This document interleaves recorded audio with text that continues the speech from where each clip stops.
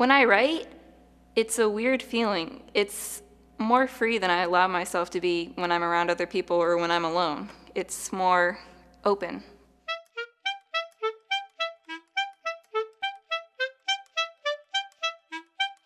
What happens in an arts classroom? What are students learning? This class makes me feel like I'm more experienced with my acting. It makes me feel funnier. Oh my god, oh my god, oh my god. I just feel like I belong on stage. When I come to this class, I feel like we're always going to have fun. I just want to thank everybody at the Academy, thank my agent for making me do this with no pay. If the creature would have a voice, it would sound like beep beep beep, whoop, ah. Beep beep beep, ah. Beep beep beep beep beep. like that, sort of. When I make music, it's just kind of like there's nothing stopping me. It's just you and the paper. There's nothing else around you, and you don't have to worry about what other people will think. Well, I do acting for a passion. It makes me feel free. I dance because it makes me happy, and I just want to prove a lot of people wrong that, anybody could dance, and dancing's for everybody. If you feel like you can dance, then go ahead and do it. When we make art, we develop skills that stretch our minds. Making art invites us to take risks, think critically, reflect deeply, trust uncertainty, make connections, imagine possibilities, and persist. These skills, over time and with practice, help us navigate the world with confidence. Come with us to witness young people practice just a few of these skills, and ask yourself as you're watching, could this happen in every classroom?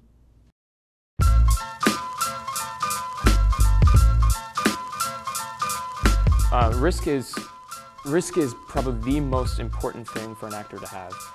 I don't care how good of an actor you are, I don't care how long you've been doing it, you walk on stage in front of people, you're gonna get nervous, period. And so if they can learn to get beyond themselves, take the risk, and dive into a scary situation, that's where greatness can occur. That's where the magic can occur. What? Dude just smiled. What? What happened? And what do you say? I failed! Yeah! So guys, it's darling, if you love me, won't you please smile? Yeah. And then you reply with, darling, I love you, but I just can't smile. Smile. And then you say, Henry. Darling, Good. I failed! Nice! In taking risks, they're going to make bold choices. They're going to try things that they normally would not have tried. And that's where we'll get something that's not self-conscious, that will communicate something genuine. And so I encourage my students all the time to take risks, and we celebrate risks even when they fail. And that's where the whole I failed thing came from, and I want them to commit to it, right? It's like, I failed! It's a victory when they fail, because that means they took a risk.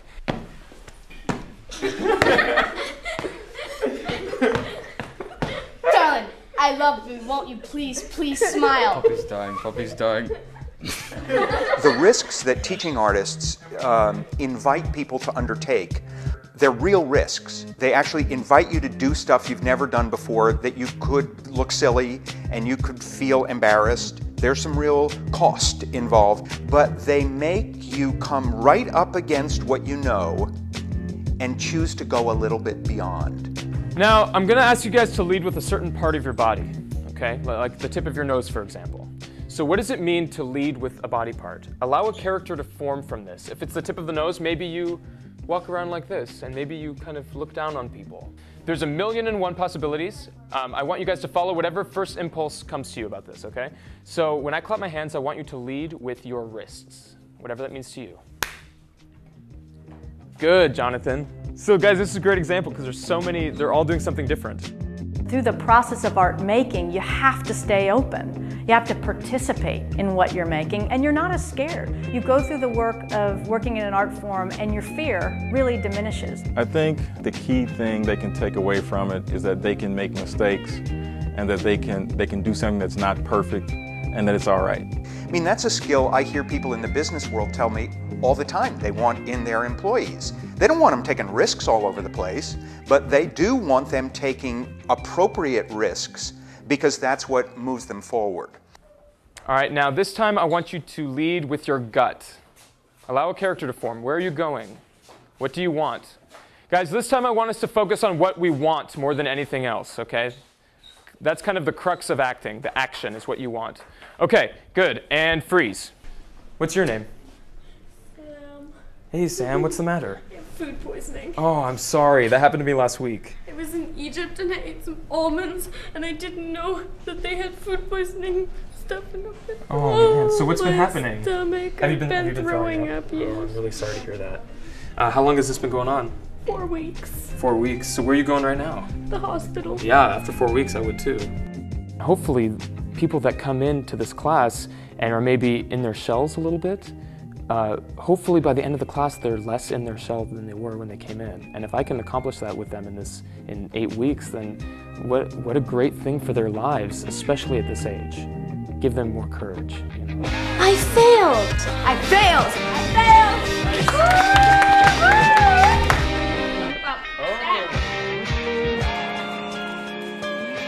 I've been trying to really get kids to tap into their imagination, so I coined this phrase, Imaginaut. I don't know how I came up with it, but it was like Imaginaut, like instead of an astronaut, an outer space traveler, that what artists are, they're internal space travelers. And so I develop our projects around that concept this year, and really getting them to just trust their imagination. Good job, thank you guys. You know what we're gonna do first before we start working on our Imaginaut Frankenbabies?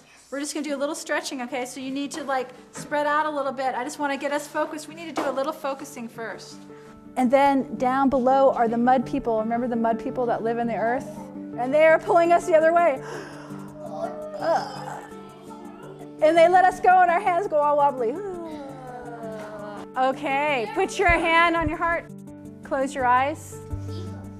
And listen to the rhythm inside your body. Close your eyes.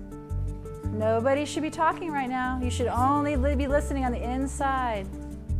I trust that all the artists in here are listening to the sound inside them. Her method seems to be to really focus on the imagination and their inner abilities, and to let them bring those out without specifying what's perfect or what's great. And I think that in itself sort of puts them at the edge of their comfort zone, because they want to know, what do I have to do? When is it due? What's it going to be? Is it 5 paragraphs or 6 paragraphs? What is it? And when she tells them, well, no, it's this amorphous thing that's way out here, they just can't. It puts them at the edge of their comfort zone, and I think that's where you learn. Uh-oh, check out my new glasses. So I can see now. Oh.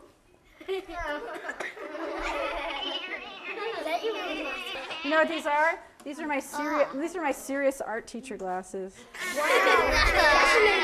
So what Anna's going to do, she's going to look at her design, okay, and she's going to take the Sharpie marker, okay? So this is my Frankenbaby, so I'm going to change him, okay? So I'm going to give him, I'm giving him a shirt. Okay, yeah, that's much better. Can I see? Because, you know, I was getting a little tired of him being naked all the time. I think of powerful learning experiences as experiences which truly change us. They change our minds, the way that we think and how we understand the world, and they change our relationship to the world. We have to let go of the ways that we've understood things, and we have to enter the possibility that for a short or a long period of time, we may really not understand what's going on, why something is the way that it is. See if you can stick that finger in there and push that down there. Stick your finger in there. Okay? Right there. Push that in there. Push more. Can you find it? They want to know the answers because they want to be right and correct, and they want to do well, so they feel like they have to have the answers. And so in life isn't like that. To live in that space of not understanding is essential in order to get to a place where we do understand.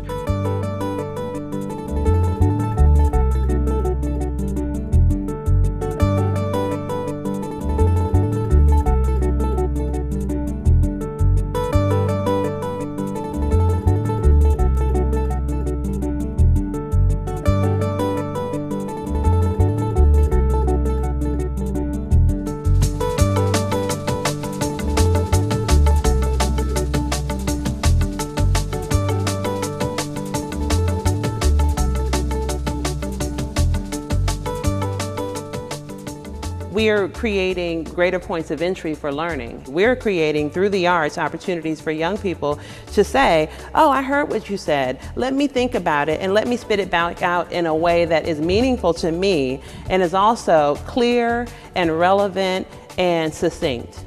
It's kind of like an ultimate monster movie guy. Just has all the monster movie ideas from Frankenstein, werewolf, Dracula, and dang, oh yeah, and the Mummy. I started like this, but I turned it around. Then it started like this, and I just kept building it. And about the arrow, I just thought of it because it was so cool. This work is about really trusting how they move through the world. You know, they come into the world with everything.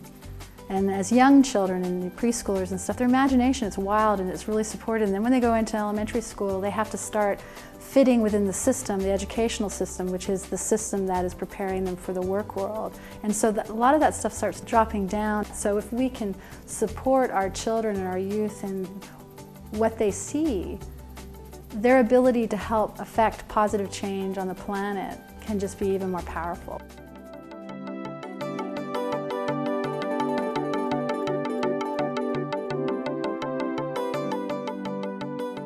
Learning multiple rhythms and polyrhythms, it's very challenging because you're working your ability to hear multiple things at the same time.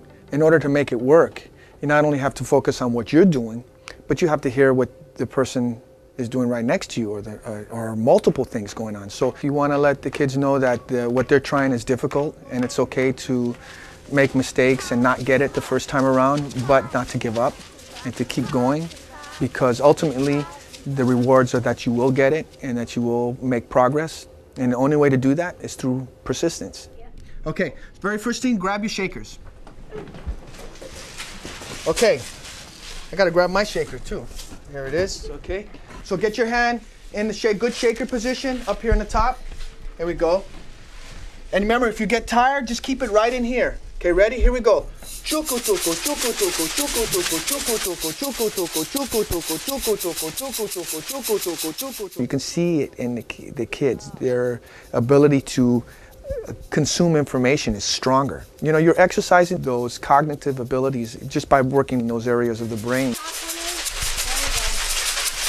And take a break. Okay, so that was one rhythm. Let's go to the next rhythm, okay? Let's go to the qua rhythm. Who remembers the words that we use to remember this particular ribbon? Blah, tuba, tuba, blah, tuba, tuba, blah, tuba, tuba, blah. Nice. Nice. Excellent. I think they're really starting to understand that they're speaking in another language, that they really are expressing themselves. We have lots of conversations about how music is just like reading. You build your fluency by reading a lot, and music is the same way. There's lots of different pieces to learn, and doing it over and over for long periods of time, building your stamina, makes you a better musician and able to be more creative with it, just like with reading or with writing. So that was warming up the shakers. Now the other thing that we want to do, and this is a hard thing to do, is to try to play one rhythm and try to say another rhythm. This kind of stuff just takes practice. The more you do it, the easier it gets, okay? Okay, you guys ready? Clave? Clave position, everybody ready? And here we go. Doom, da, da, doom, da, da. Now listen to it. Just use your hands and your mind. Chuku tuku, chuku tuku. Chuku tuku, chuku tuku. Chuku tuku, chuku tuku. Discipline is something that I think that most people just associate with the sciences and math. But in reality, it takes a lot of discipline to kind of experience art and culture, or actually participate as an artist in art and culture. It's a mental habit for approaching your work, where you go back again and again in spite of failure, in spite of sort of what you might perceive as a mistake, and you inject a fair amount of your own will. I think children do have a growing sense that you don't do it the first time, that you really have to stay with it. You have to be persistent. I love this about you, that everybody wants to try this. Everybody wants to take the risk. You may get up here and mess up.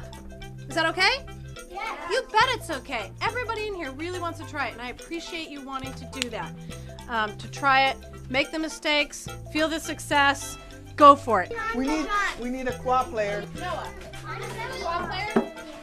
All right, you sure? Yes! I want to shake.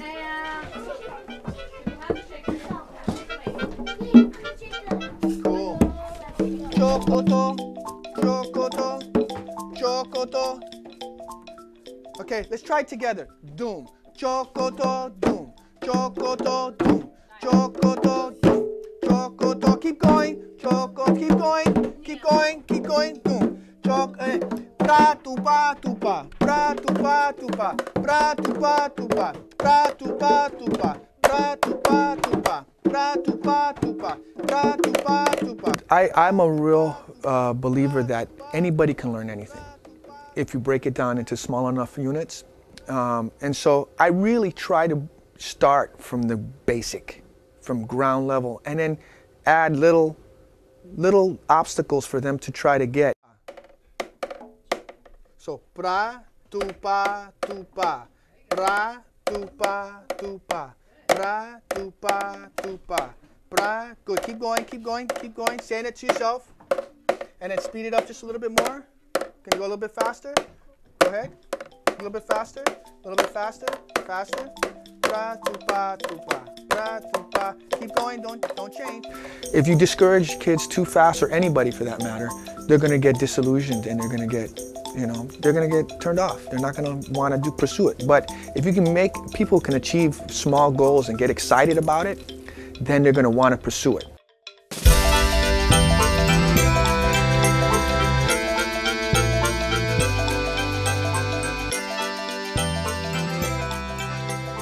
They're sitting there with these drums that can be very intimidating, and they're being taught a certain structure, and they have to do that in front of the rest of the kids, and they go for it.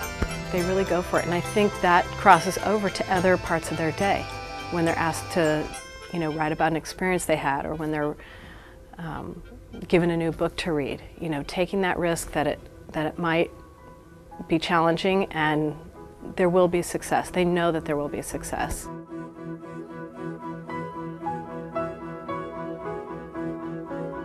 Over the years, we've gathered statistics. We've had a ton of anecdotal evidence. You have the Kennedy Center, you have the Center for Arts Education, you have the Empire State Partnership Grant. You have all of these organizations. The evidence is there. What's happening is that we don't have a ton of people who themselves have experienced it in an integrated way. They haven't witnessed what we're talking about. And so what I would tell people if I were in Olympia or if I were in Washington, D.C., is really come and see it. Come and see a classroom where kids have the opportunity to really learn through the arts and see how much more confident they are as learners. If you want less art so that you can have more time for math and science and all that stuff, you're being sort of penny smart, pound foolish. I think what you're gonna wind up with is kids who are gonna be tuning you out and yawning and saying, "Are we done yet?" and all that. When you have art, the kids get excited, they get pumped up, and they're learning without knowing they're learning. As the adults, as the teachers, the educators, we can do all kinds of things to create the conditions for a powerful learning experience. But we actually really need the willing engagement of the learner. I think that's why people misunderstand arts education so much. They think, oh, violins, or oh, clay. And in fact, those are rich media in which to solve interesting problems. But the stuff that lights up learning is about the cognitive tasks, the quality of engagement, and the quality of the inquiry you're involved in. It's something they already love. I don't have to convince them to love it. And so if I can teach them other things through those art forms, I've already got them. I didn't grow up in a household where the arts were prime, but there were community-based organizations, and my schools were really invested in the arts. And so if I had something to say, I'd tell you that I'm a product of it. I'm the Deputy Director for Education and Public Programs. I have 2 degrees in art history, and the arts changed my life. The arts are the most powerful tool out there to help redesign the paradigm or the system, to be reflective of the students' needs and not just the system's needs. And it's out there, it's ready, it's well tested. There's a lot of research and there's a lot of practitioners. We just have to decide to make that a priority.